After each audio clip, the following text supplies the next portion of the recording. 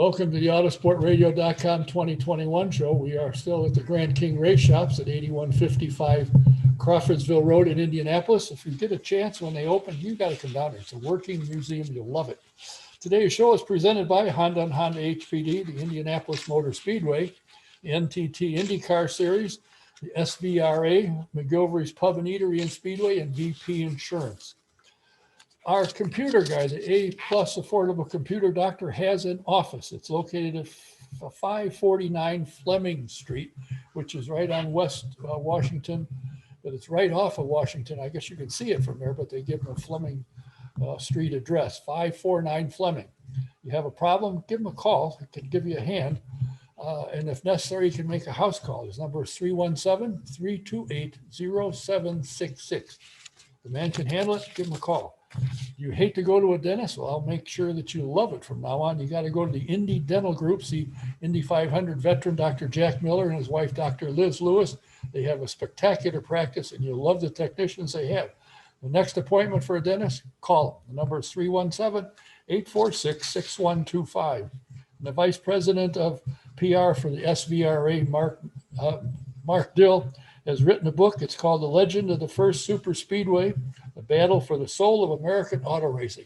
I'm almost finished with the book. It is spectacular.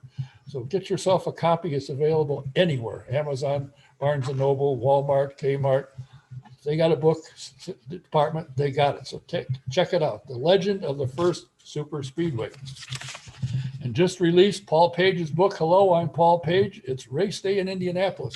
It's now out. If you pre-ordered on Amazon or Barnes & Noble, get yourself a copy. And when you go out to the Speedway, get Paul to sign it. It's called Hello, I'm Paul Page. It's Race Day in Indianapolis. And if it's time to renew your insurance on your home, your car, or your commercial property, I highly recommend, as most of us do, VP Insurance, located at 5004 West 16th Street in Speedway. Mike Pardee will help you, and you'll find you get better coverage for less money. I found that out, as most of us have. So give him a call, tell him what you need. He'll help you out. The number is 317-248-0070. You ever wonder why these guys and gals love driving Indy cars, open wheel cars? Oh, it's hard. Well, why don't you take a ride in the Indy Racing Experience 2-seater and find out for yourself what it's like?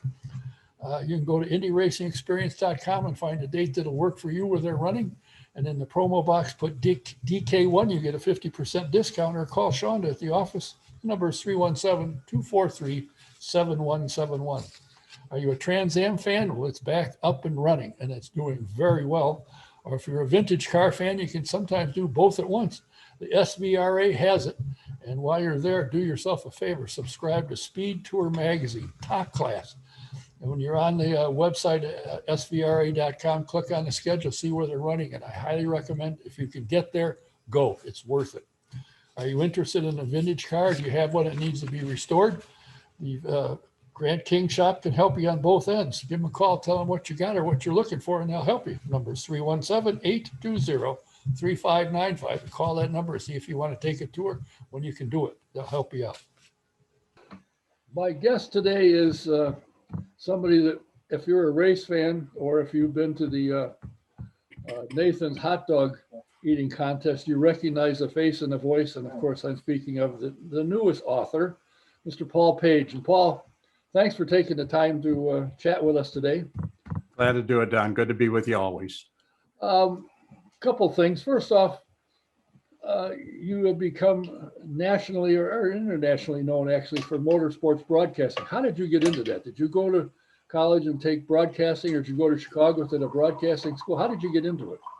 Well, I actually got into it in high school. I had seen the 500 in 1960 while I was still in high school, and I fell in love with it. And I thought, I kind of enjoy broadcasting, and maybe I could be a disc jockey, and maybe then I could, worm my way into doing some coverage of the 500. I lived up on the north side of Chicago at the time, and so I did a couple of courses in high school, and they had a Saturday Suburban League radio program up in Waukegan, Illinois, and I'd go to that every week. And then when I went through the Army, the last school that I went through was the Defense Information School at Fort Harrison, and I took broadcasting there.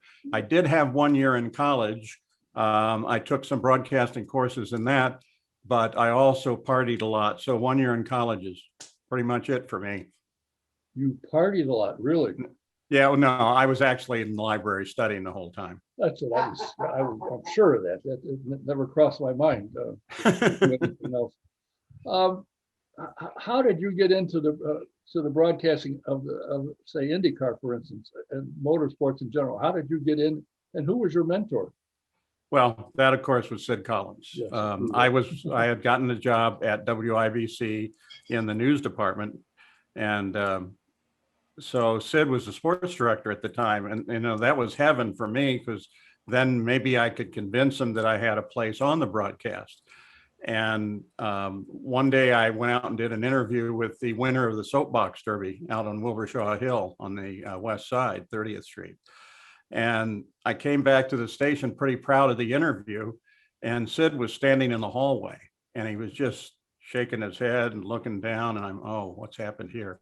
He said, "That's the worst interview I've ever heard." My heart, I'm gone, I'm done. Everything I'd hoped for. But then he took me in one of the back studios and he started teaching me how to do an interview, a good interview. And it just went from one thing to another. Now he was teaching me this. But in every session almost, he would say, "Now, of course, I don't have any positions on the Speedway radio network, but I'm willing to help you here." And then finally, one day he called both Jerry Baker and I in, that was in 1974, and asked us both to be on the radio network. I was in the North pits, and Jerry Baker joined as well. And we were pretty cool about it. Yeah, thank you, Sid. I'm really looking forward to this, trying to be as polite as we can. But when we got the parking lot, we were both, whoa, yay, that kind of thing. The fact that you say that Sid Collins was your mentor, I'm sure you're aware of this, but for those who aren't aware, you have been tagged as a mentor for two broadcasters that most everybody in motorsports will know of or have heard of. One, of course, is Bob Jenkins. The other one is Scott Goodyear. And the stories they've told me about how you taught them, Scott in particular got my attention. He said we'd ride from the airport to the hotel and from the hotel to the racetrack, and we'd be driving on, and all of a sudden he'd say, "They're coming out of turn 4, so-and-so is leading, blah, blah," and let him take it. So he picked up on how to fall in and how to pick up. And that's how you taught him to do it. Right. And every time we're going to and from the track, for the most part, we kind of rehearse what our on cameras would be. And, Scott's awful bright. He picked that up very quickly. Well, with all your years of experience in broadcasting and all the things you've done, all the places you've been, it's remarkable to me that your memory is of such that you could write a book. Oh, it's not the book. Who knows what's right in the book? I got to tell you, one thing I wish that I had done is kept a journal. And anybody that's involved with the Speedway needs to keep a diary or journal or something, because so many things, kind of drift away. The way I worked with my co-author, John Elrod, and he's a lawyer by profession. And so he kept picking at me like lawyers do, well, when did this happen? No, that couldn't have happened on that date. When did this happen? So my primary source of memory became going back and looking at films of the 500 and other events from 1960 onward. And you didn't look at the foreground, you knew Roger Ward was going to win it in 59, whatever. But you looked in the background and see who was standing there and who was in victory lane and who was in the background of all the shots. And that's what stimulated most of the memories. And now that the book is complete and coming out this month, I look at it, the galley printings, the pre-printings, and I think there's another 1,000 stories that I didn't tell. But basically the book itself is, Al Blemker, you remember Al Blemker, the head of the public relations department at the Speedway for years and years, wrote a book called 500 Miles to Go. And that took the history of the Speedway up to 1959. And so talking with John, we decided that we would write a history from 1960 onward to the 100th race. And in doing so, that would be the frame that we would hang the other tales on. So we talk a little bit about that year, and then I'd tell stories relative to that year or whatever. And we'd also step outside. I mean, I'd talk about my time covering the X Games, covering the Olympics, all the other events that I covered all around the world when I was working for both NBC at first and then ABC, ESPN when I finally retired. So that's how it kind of all came about. And I'm happy with the book, but you're the same. And I've said this a bunch of times. You know, you get it all and you look at it, you think, oh man, I should have told this about so-and-so, or I shouldn't have told that about so-and-so. But it's not a kiss and tell. It's supposed to be a happy book with some fun stories and some good history. You know, it's interesting you say that because, as you know, and you may have said yourself on a number of occasions to Bob Jenkins, you ought to write a book. And I said that to him on the program one night, and he said, you know, that's great, but I don't remember. And I said, I agree. If somebody says, you remember you were here? Oh, yeah. You remember you went? Yes. Yeah. But they hadn't said that. I don't remember. Yeah, exactly. To me, it's all been fun. Yeah, it has. Absolutely. It was for me too. I mean, I really enjoyed it. I hope that people like it. That's the next step. Somebody's got to like it. Well, I think nothing needs to be said more than when you hear your voice, anybody in the sporting world of any sort, Olympics and racing and so forth, will recognize your voice, and when they see you, they recognize your face. Is the book out yet? I know it was supposed to be out the first week or so of May. Is the book out? The book it's supposed to arrive on Friday at the warehouse.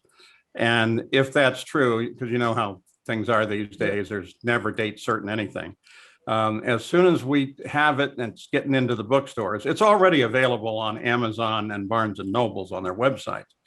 But once we have them in hand and everything, I was talking with Doug Bowles, the president of Speedway, yesterday, and he said, we'll try to figure out how to do this, but the field is such a changing thing on whether or not we will be able to do it at the Speedway or at the Hall of Fame Museum or even on the grounds at all, depending on how the whole COVID thing is moving back and forth. So we still haven't decided when it's going to debut or where it's going to debut, but I'm expecting in the next 14 days we'll debut it somewhere, and I'll send you and everybody else an invitation. Well, is it safe to say that if and when the book comes out and it's available either at the Speedway or wherever you can pick one up, that when you're at the Speedway, you'll have a pocket will have some pens in it, so you'll autograph the books if somebody just absolutely. Absolutely. That's the fun part of writing it. You get to talk to everybody and sign the books and try to personalize them as best you can. Yeah, I'm looking forward to that. Well, I am sure somewhere in the book, and of course I haven't seen it yet, there has to be a story about one of the real characters of motorsport who just passed away this past week, Bobby Unser. You got any good story? Of course, a lot of them you can't put in a book necessarily. You have stories about Bobby, because I know you knew him very well, obviously. Any good stories about him? You can write a book about him. Yeah, it's actually full of Bobby Unser stories. And like you say, there are a good many Bobby Unser stories that are right on the edge of making that decision. Can I actually do that, or can I not? But yeah, there are a bunch of fun stories. I was trying to think of one that maybe is not in the book that I could tell you. Remember when little Al got in a lot of trouble at Daytona for his driving, got stopped by the police and everything. And Bobby, being the patriarch of the family, was really lecturing the daylights out of him. And that winter, we were going up to Valcourt, Canada, to cover some snowmobile races and to just have fun at the Ski-Doo factory in Valcourt, who made the snowmobiles. And so we're driving through in the middle of the night in this small town, and little Al's just ahead of us, and he's got his dad in the car, and Bobby and I are in the car behind him, and we get a red light. It's like 11 o'clock at night, but it's also winter, and so the streets are a little slick. And so Bobby decides to have some fun, and he runs a rental car up, and this is one of the many reasons he doesn't get to rental car as much anymore, and pushed pushed little Al right out in the middle of the red light intersection. So, and I'm thinking, Bobby, you lectured him for doing stuff like this. What's the matter with you? He did a lot of interesting things, and Yeah. I will have to say, the first time I ever met him and actually shook his hand and introduced myself, he won the pole. For sure, I figured out how to sneak into the pit and garage area. I watched how they did that, so I bought a Firestone jacket and grabbed a mechanic's towel out of a guy's pocket. That made me a mechanic. So I went out when he got his $100,000 check, which was a big, huge. Yeah. When he was walking away, I stopped to talk to him, and believe it or not, he stopped and talked to me for a few minutes. And from then, whenever I'd see him or if he saw me, we'd always stop and chat a bit. He was quite a guy, and he loved the fans. He loved to talk to people. Right. Bobby, I think, was one of the best ambassadors of the sport that we have or had, and it's going to be a big hole for me because he and I did so much together, even before he started in on television. Like the year he had the great dispute with Mario, '82, or whatever year it was. I'm not good on that. There's where my memory goes. But he would come to the TV station. I was working for Channel 13 at the time, and we'd taken video of the 500 from different locations than the ABC cameras. And of course, the question was, did he illegally pass cars coming out of the pits? The answer was, oh yeah, sure he did, but other people did the same. But we spent night after night just looking through the video, seeing if we could disprove it. And I remember one night we're in the Channel 13 studios there when they were on 14th and Meridian. And he finally looks at me, and it's dark outside, and we're alone in this conference room. And he says, Paul, yeah, I passed him. I'm imitating Bobby, of course. But if I knew it was wrong, I never would have done it. Okay, Bobby, I'll go with that. Whatever you say. Even today, or especially today, the competition is horrific in the IndyCar series. I think it's awesome. That as Mark, I told Mark Mark Miles when I did an interview with him the other day, that at any given Saturday or Sunday, any one of 8 or 10 guys can win, teams and drivers can win the race. He said, right. There's more than that. There's probably 15 to 20 that can possibly do it because it's that competitive. And I think, the series has grown, and obviously the Unsers have helped grow the series. AJ Foyt has helped grow the series.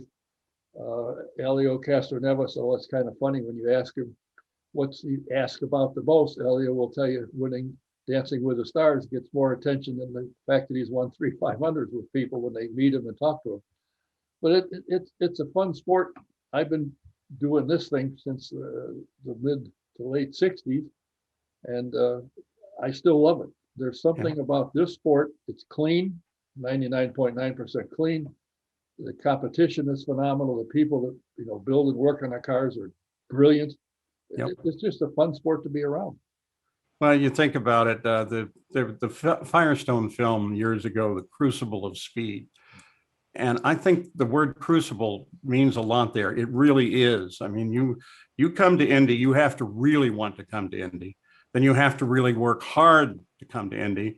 And then finally, you're one of a very few people who actually makes it to Indy. And I'm talking both crews and the drivers as well. And so you're definitely at the pinnacle. You talk to all the drivers, and the Derek Daly's of the world. I asked Derek this question: where does Formula One fit into all this? And he said, well, I think Formula One is some of the good racing, but the pinnacle of motorsports is the Indianapolis 500. So, and you're driven by your passion. I'm driven by mine. I think all of us are driven by the love that we feel for both the Speedway physically itself and the events that surround it, and then the series. The series, as you say, there were years when I think we could have picked the winner of the 500 from 4 or 5 guys easily. Now you can't do that. You look at that field, and they are all so good, and so many things happen. The Indy 500 never replicates itself. Every 500-mile race is different. It always has some little nuance, and that makes it exciting too. And it's the only time during the year that you're running at that distance. So the closest you come is about 200 miles less. So it's totally a test bed as well. And it just makes for an exciting day. And then since the drivers and the crews love it as much as the rest of us love it, that just all combines together and makes it a very, very special event. You know, when we were working on the book and I was talking to Bobby about what might go into it, we started talking about how well the Indy 500 is known. And I pointed out to him, and he certainly agreed, that you can go around the world and talk about Indianapolis, and in Moscow, they'll say, "Oh, Indianapolis 500, yes." Yeah. You know, we put a lot of promise on the Pacers and on the Colts, but we're not known around the world for either one of those.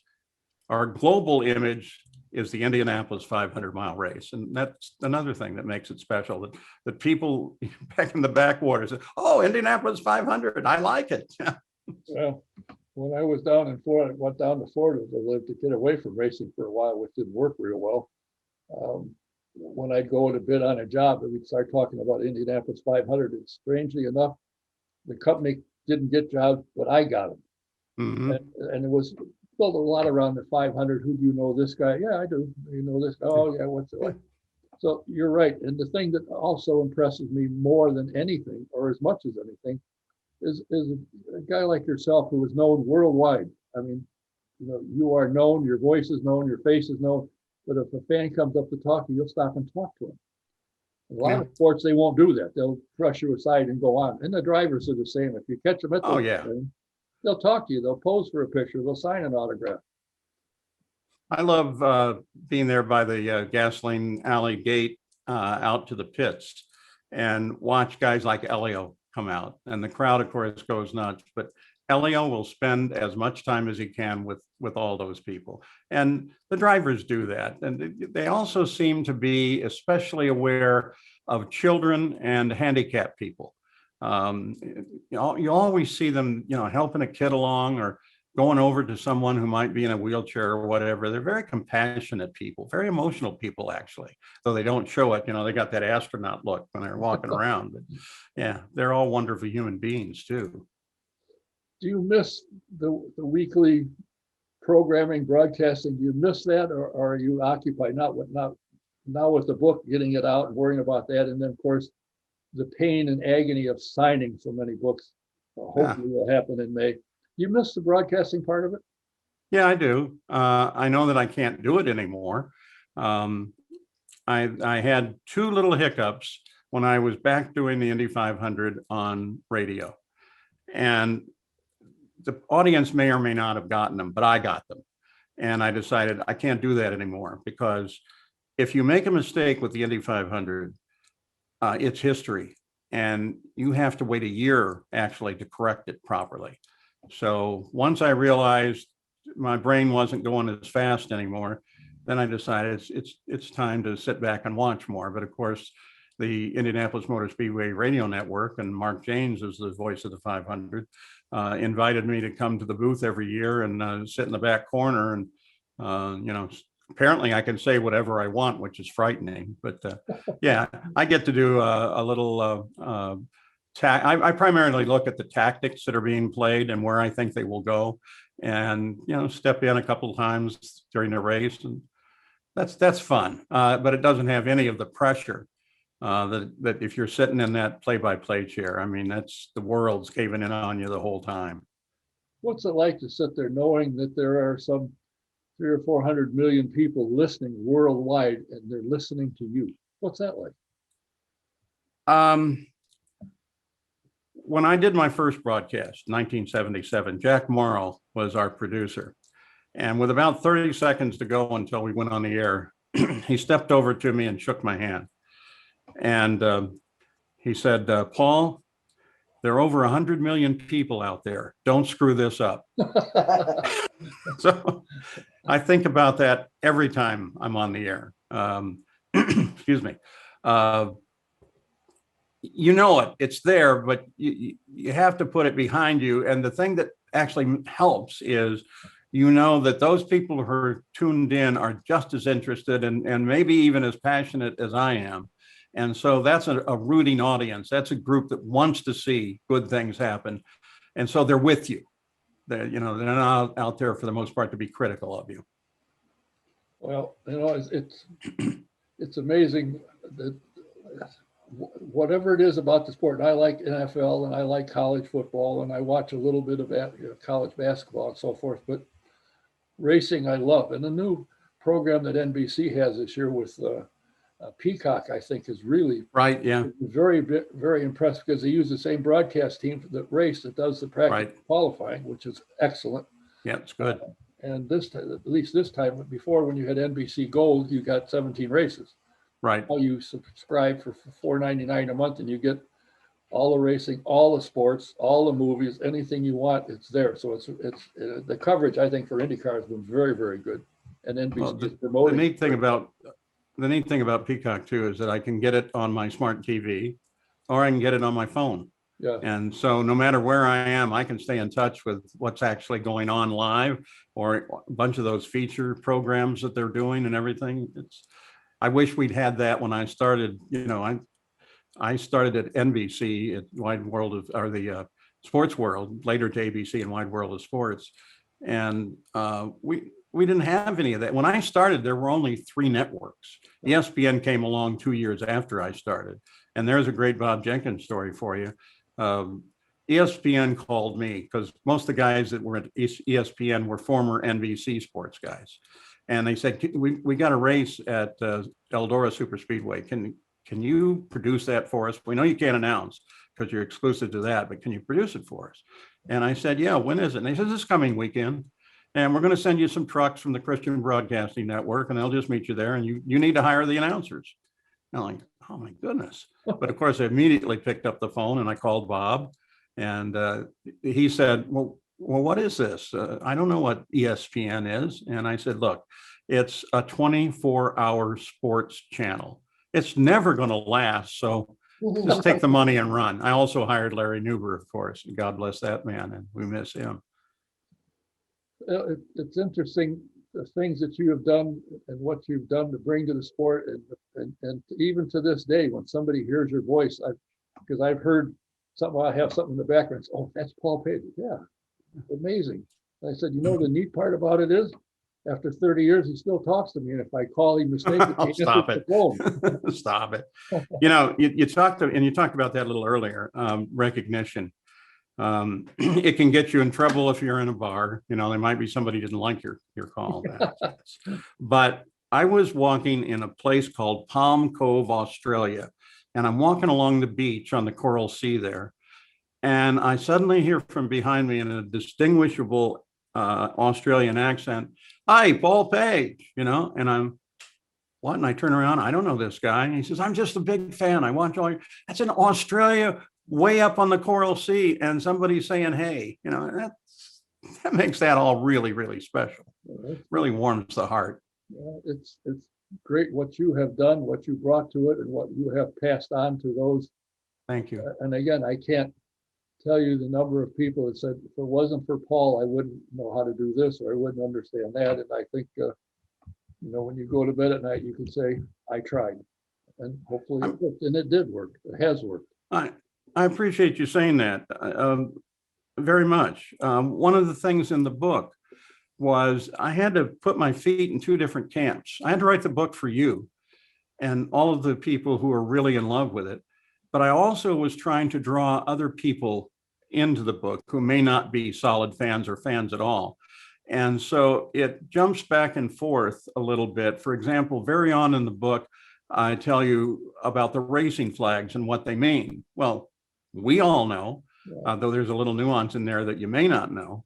But I did that a number of places to hopefully get other people who come in and help them understand it more. One thing along that very line, I was talking with Scott Goodyear one day, and I said, who? Thing that you, I don't know that guy. He sells tires or something, I think. I'm not sure. Scott Goodyear.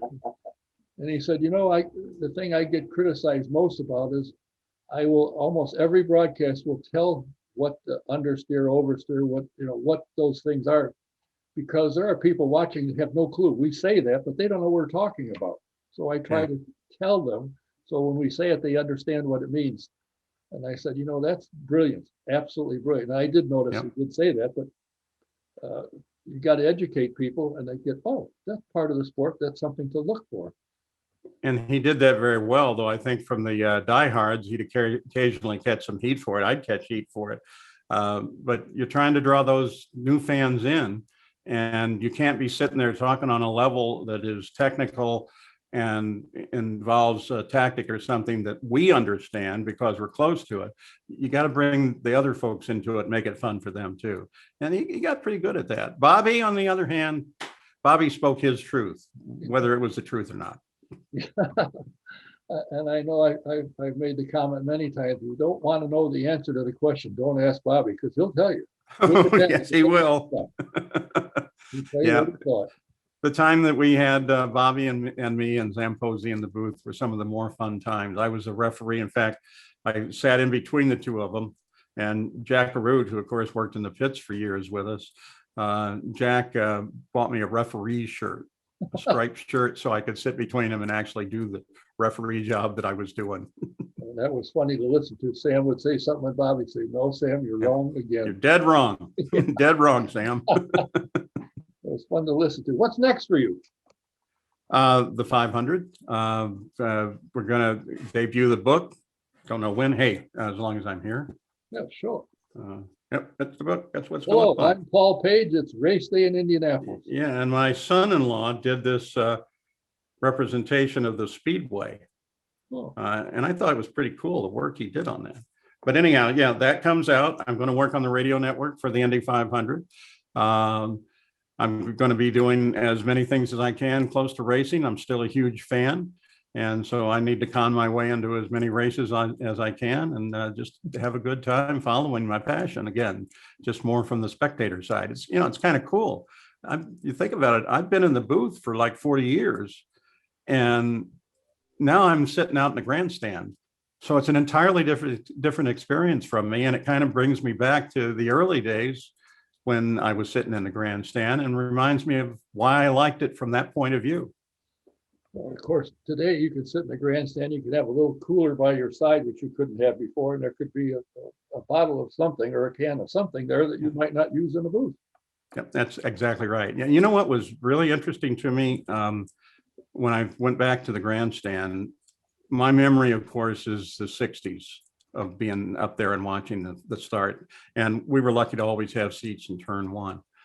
And then I go to the seat and I'm sitting there and wow, they came by a whole lot faster than I remember. It used to be like it'd take 3 or 4 or 5 seconds for them to all get by, but now it's like 2 seconds, they're gone, they're in turn two. That's pretty thrilling as well. I think that's, I'm impressed with what Mark Miles has done. Yes. Admittedly, not a huge fan. He was from Indianapolis and saw the race, but he has the ability to bring the people in that he needs to do the job, and he's done a phenomenal job with that. And I think Fry has done a spectacular job in that. In my opinion, he was involved in a series where the series didn't really care what you thought. They did what they want to do. Now he's taken it the other way. He'll listen to you. He talks to the team before they do anything. He talks to everybody. And I think, and he'll even stop. If I see him, he'll stop and talk a minute. And if I got a question, he'll answer it. If I got a question, you say that's dumb and walk away, which is typical what happens. But I think things are heading in the right direction. I just was told that the viewing audience was an increase over, I think it was 19 or 20 of 80% for St. Pete race. So yes, isn't that great? Yeah, people are catching on, I think, and and guys like yourself and Sid Collins and now Mark Janes that are letting people feel what the race is like when they're sitting on their boat or they're having a picnic on Memorial Day. Right. And, at the track, the radio augments the PA. You see a whole lot of people that are listening to the radio network during the race itself. The PA guys, they do the best they can given some limitations, so it's somewhat sporadic. They do a good job. I'm not trying to criticize them, but radio is constantly there, and with all their positions, and you're listening to Query or whoever 1 second, and then back to Mark another. That gives you the true flow of the race. And before we had headphone radios and everything, the early '60s. You'd see people, we'd be watching the race and listening to the PA, and then a yellow would come out, and like there'd be a wave of all of us diving down to grab a radio to put up to our ear to see what it was, because the PA would never be right on top of a caution flag or an accident or something. So all these people, suddenly they're burying their heads behind the chair, grabbing their radio, and they all come up and they're listening to the radio. And that's another tribute to the radio network, the best group of guys ever. Well, I got to ask you. You were the spokesman or the lead announcer for the hot dog eating contest. You have to bring this up, don't you? How was that? I mean, you made it sound enjoyable, although you probably don't like hot dogs. I don't know. But how did you get into that gig? And you lasted there for a number of years. Well, I part of my job there, when you're on a contract with a network, they want to see more like 32 events a year for coverage, and of course in racing you didn't have that. So they would augment me with other events to do. Yeah. And as a result of that, I got to do the Summer and Winter X Games on ESPN, and I got to do the America's Cup and all kinds of weird things. I was in Hungary and Budapest and did the Rubik's Cube World Championship from the Budapest Opera House. So I get this call and they say, we're going to have a hot dog contest. I'd like you to do it. What? I've never heard of a hot dog contest. But when they started telling me, it reminded me of in racing, when we all go out to the Ontario Speedway or the Fontana Speedway later, there's a In-N-Out Burger there at Archibald and I-10. And we'd have hamburger eating contests in there. And the thing was, could you get through 2 of them? And most people couldn't. So I thought this would be pretty cool to do. And they were picking up from a tradition from like 1909 or something like that.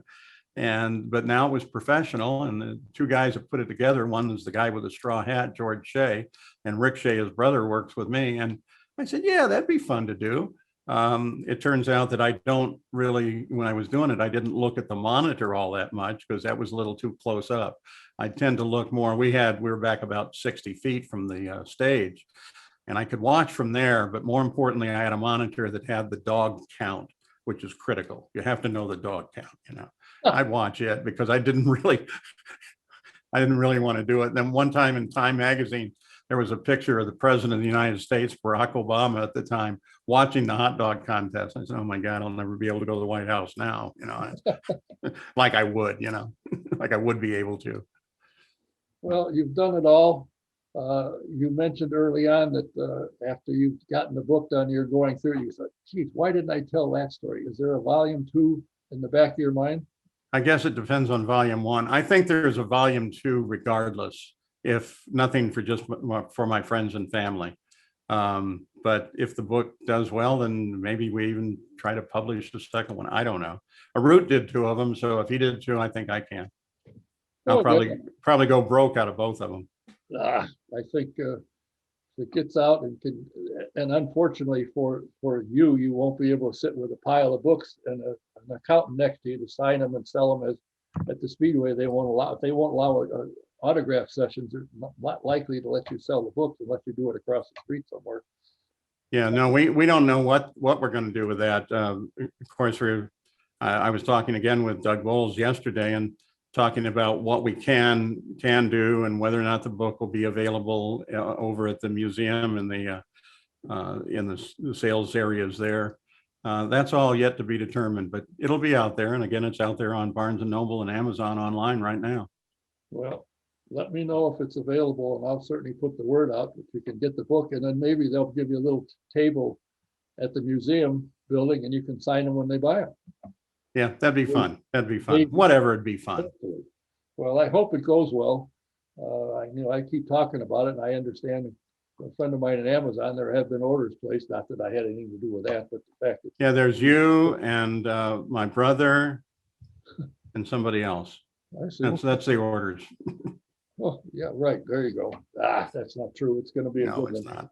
Well, listen, Paul, I'm sorry to hear that you are going to Albuquerque. Not that you're going there, but the reason you're going there for is the passing of Yeah. one of the true giants of the sport and a true character of the sport, and a guy that really got people interested. And if they didn't know anything else, they'd listen to him. They said, "Good grief!" But he was a fun guy to be around, a fun guy to talk with. Some of the stories I got to think he made up on the spot, but you never know. With him, you never know. Well, he was the best ambassador, was an incredible driver. He brought hundreds of thousands of fans to the sport. And we all knew this was going to happen. But it's a hole. It's an enormous hole out of your heart. I mean, I love that guy, and the sport's going to miss him. The world's going to miss Bobby. No question about it. And the thing I find interesting now, and somebody I'm chasing around trying to get is the young member of the Unser family. Lonnie Unser was doing quite well behind the wheel of a car. Mm-hmm. And in fact, she's running somewhere this weekend, I think. I can't remember, somewhere I saw about it. But the Unser name isn't going away from the sport anytime soon, it appears as though. No, not at all. And if you go into Albuquerque, if you're driving through there, as you go along, if you pay attention, you'll see Unser Boulevard overpass as you go through town, through Albuquerque. So the world knows they're there, and it's a shame for him to go. But I thank you for your time. Thank you. Look forward I appreciate to having your book. And by the way, you have been elected as a member of the Hall of Fame at Indianapolis Motor Speedway. Yeah, what a mistake is that, huh? Me and Michael Schumacher. I'm not sure how Schumacher got in there. It's an honor. I mean, you have no idea. Well, you probably do. You don't. That's something you don't expect. That comes out of the blue because there's quite a few people. I think 150 plus that vote on it, and you have to have 75% of the vote to get in. And they put me in the list a year ago, and then this year I'm going to be inducted, or going to be inducted at some time, given the COVID. But that's something you don't expect, and that's frosting on the cake. It's like, look at the names I'm up there with. It's really touching and really hard to believe, but I'm really honored by it. But one of your proteges who you helped along is in there as well, Bob Jenkins in there. So that's got to speak highly of you just in that part, to have helped him along to where he's there. And now when's the induction? Has it been officially dated yet? No, they were going to do it, of course, the last week of May this year, but now it'll be put off until next year. That's handled by the old timers, and they canceled all of their events, and that's kind of sad to see, because I like going to the barbecue and the other stuff. But yeah, speaking of Bob, he's quite ill, and people have been sending him cards. Please continue to do that. You can just send them at the Speedway, and because Bobby's been in a lot of pain lately, and I call him, I talk to him. He puts on a brave front, but he needs your love and attention, and please do that. You can send it to Bob Jenkins, at care of the Indianapolis Motor Speedway. And I think you could send it to Bob Jenkins, Indianapolis, and get it.